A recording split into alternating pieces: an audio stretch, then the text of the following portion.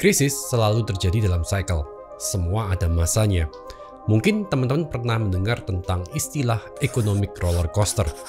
Ada masa ketika roller coaster naik, ketika bank sentral mencetak banyak uang dan melonggarkan aneka kebijakan, ditandai dengan inflasi yang bertambah. Ada masa ketika roller coaster menukik tajam turun ke bawah, ketika bank sentral memutuskan untuk mengendalikan inflasi, mengetatkan jumlah uang yang beredar, dan ada event signifikan yang mempengaruhi ekonomi. Di video kali ini kita akan belajar dari aneka krisis yang pernah terjadi dan belajar dari masing-masing krisis yang pernah terjadi dalam sejarah manusia. Beli saham global di GoTrade. Di GoTrade kita bisa membeli aneka saham global mulai dari $1 atau Rp15.000 aja. GoTrade bekerja sama dengan Valbury telah mendapatkan izin dari Bapepti. Yuk investasi saham global mulai dari Rp15.000 lebih aman dengan GoTrade. Pakai link yang ada di kolom deskripsi atau pakai kode ini untuk mendapatkan reward 5 kali lipat buat teman-teman yang daftar sebelum 13 Juli 2022 jam 12 siang.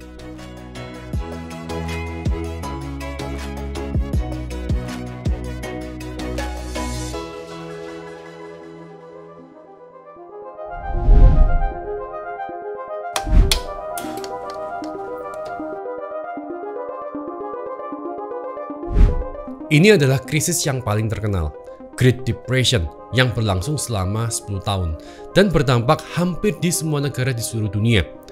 Di bulan Oktober 1929, stock market crash.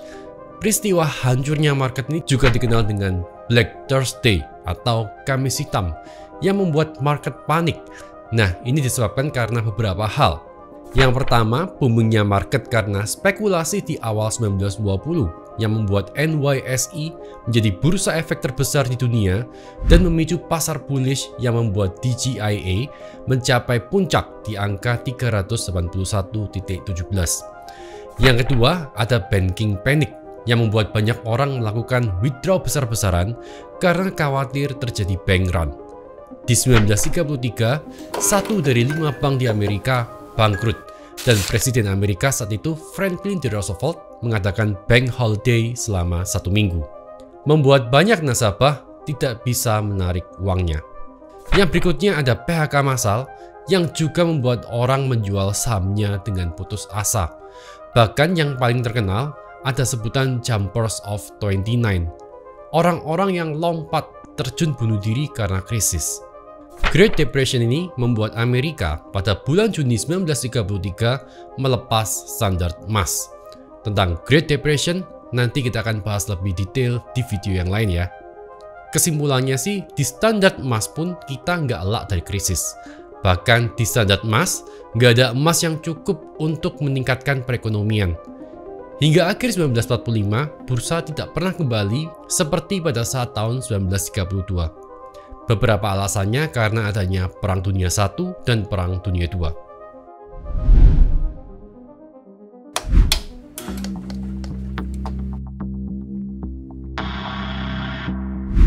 Nah, siapa yang nggak kenal dengan krisis di tahun 98? Kalau teman-teman nggak tahu tentang krisis 98, berarti teman-teman masih muda banget. Nggak merasakan betapa mencekamnya suasana saat itu. Indonesia diambang kehancuran total. Dimulai pada tanggal 2 Juli 1997 ketika pemerintah Thailand mengambangkan mata uang baht dan dibebani dengan utang yang sangat besar. Tekanan pada rupiah juga cukup besar hingga diputuskan untuk diambangkan juga dan menyebabkan nilainya menjadi jatuh. Sebelum tahun 1997, banyak perusahaan swasta yang meminjam dari luar negeri dalam bentuk US dollar tentunya. Hutang di sektor swasta jadi sangat besar setelah nilai rupiah jatuh. Ditambah, saat itu perusahaan Indonesia memborong dolar dan melepas rupiahnya. Ini memperburuk situasi nilai tukar rupiah terhadap dolar. Di tahun 1997 juga, IMF datang dengan bailout sebesar 43 miliar dolar dan berdampak pada ditutupnya 16 bank lokal. Ini memicu terjadinya bank run pada bank lain yang kini nasabahnya berusaha menarik dana. Aksi ini memicu dampak ekonomi yang lebih parah, dan lebih parahnya lagi di tahun 1997, kekeringan melanda Indonesia. Nilai inflasi di tahun 98 aja saat itu mencapai 65%. Puncaknya terjadi reformasi dan Presiden Soeharto mengundurkan diri dari kursi presiden setelah kerusuhan brutal. Indonesia jadi negara yang terdampak paling parah di krisis kali ini. IHSG saat itu turun hingga 53,65%, tapi bouncing dengan cepat setelah krisis berakhir, naik 113% 12 bulan setelahnya, dan melaju mulai tahun 2000-an. Dan ada orang-orang tertentu yang malah jadi kaya dari krisis. Kalau tahun 1998 dulu kita cuma bisa investasi saham lokal aja, sekarang siapapun bisa investasi saham global di ponselnya masing-masing, melalui GoTrade Indonesia misalnya. Jadi generasi saat ini punya lebih banyak pilihan investasi.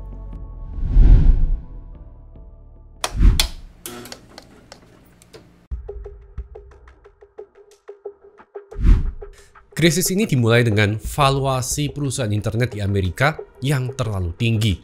Perusahaan berbasis internet mengalami bull market sejak tahun 1990.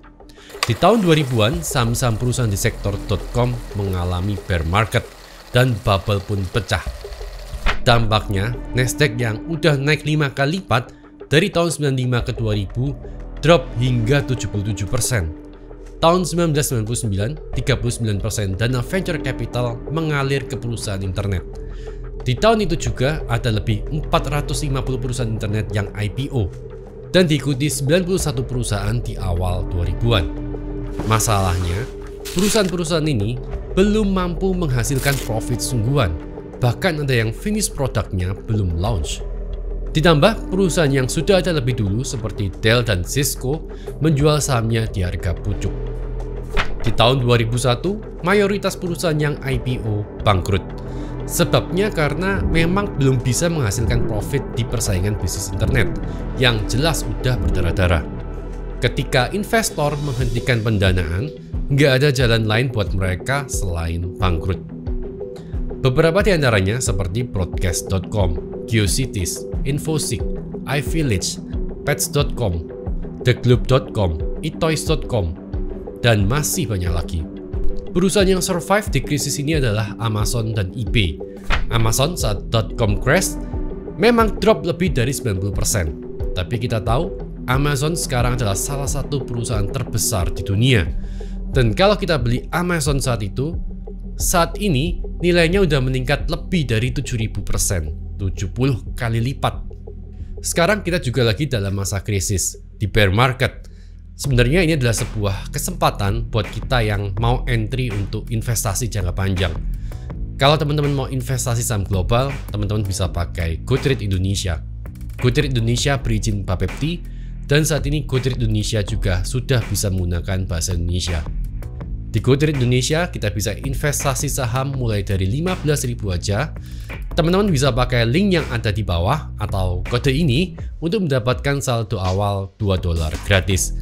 Dan jangan lupa ada reward 5 kali lipat buat teman-teman yang daftar sebelum 13 Juli 2022 jam 12 siang.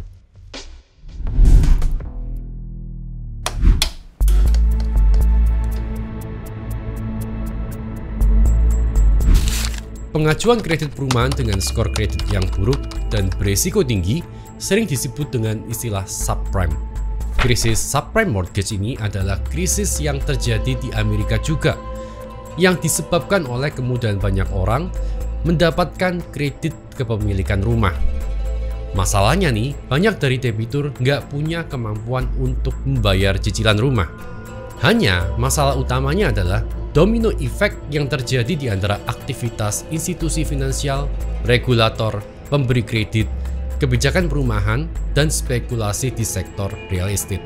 Ketika harga rumah di Amerika menurun tajam, bunga bank naik, dan para debitur nggak bisa melakukan refinancing, investor institusi nggak membeli securities yang di-backup oleh kredit perumahan yang beresiko ini. Ini membuat subprime mortgage yang di-hold oleh banyak investor menurun nilainya, yang berujung pada bangkrutnya Lehman Brothers, salah satu bank terbesar di dunia yang berinvestasi besar pada produk-produk derivatif dari real estate, yaitu subprime mortgage. Ketika market runtuh, Lehman Brothers kekurangan liquidity. Krisis ini sendiri nggak hanya disebabkan karena gagal bayarnya debitur, tapi karena MBS atau Mortgage Backed Securities atau surat hutang yang di-backup oleh kredit perumahan beresiko tinggi yang dijadikan spekulasi oleh investor institusi.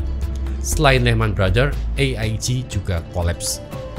Krisis ini membuat rasio hutang rumah dan pendapatan naik menjadi 127% di 2017. Artinya, lebih banyak uang yang harus dibayar dibandingkan pendapatan yang diterima. Krisis ini membuat 9 juta orang kehilangan pekerjaannya. Dan runtuhnya Lehman Brothers ternyata berdampak sistemik. AIG, salah satu perusahaan asuransi terbesar di Amerika, juga ikutan kolaps. Baik AIG dan juga JP Morgan di-bailout oleh Federal Reserve.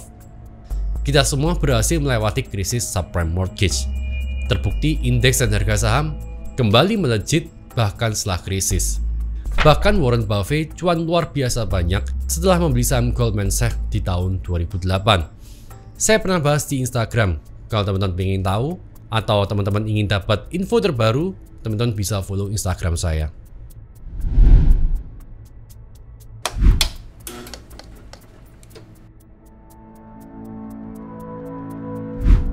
Perang dagang terjadi di masa pemerintahan Donald Trump. Di Amerika, ketika Donald Trump punya misi Make America Great Again dan mementingkan kepentingan dagang Amerika, Donald Trump mulai dengan mengenalkan tarif untuk produk-produk Cina. Donald Trump menuduh Cina melakukan perdagangan yang tidak fair dan mencuri intellectual property. Di akhir pemerintahan Donald Trump, perang dagang dengan China dinilai sebagai kesalahan besar karena berdampak pada perekonomian dua negara. Di Amerika sendiri, biaya produksi meningkat dan menimbulkan kesulitan finansial untuk petani Amerika. Bahkan diperkirakan di Cina, perang dagang menyebabkan perekonomian melambat. Tarif yang ditetapkan oleh Donald Trump ini juga membuat pasar saham global rontok. Diperkirakan puluhan ribu orang kehilangan pekerjaan karena perang dagang ini. Banyak perusahaan Amerika memindah pabriknya di negara di luar China yang takut dengan imbas perang dagang. Di pemerintahan Biden, Amerika mulai melunak dengan pengenaan tarif pada perdagangan dengan Cina. Ketika ada dua negara adik kuasa sedang berantem, tentu saja negara-negara lain juga terkena dampak. Minimal pada perlambatan ekonomi di negara masing-masing karena ada rantai supply yang terganggu.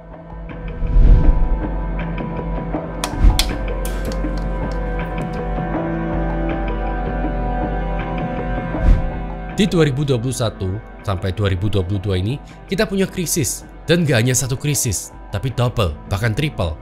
Kita ada krisis karena pandemi, ada krisis karena supply chain, ada krisis karena real estate bubble di China, ada krisis karena perang Ukraina dan Rusia, krisis energi di Cina, dan krisis makanan.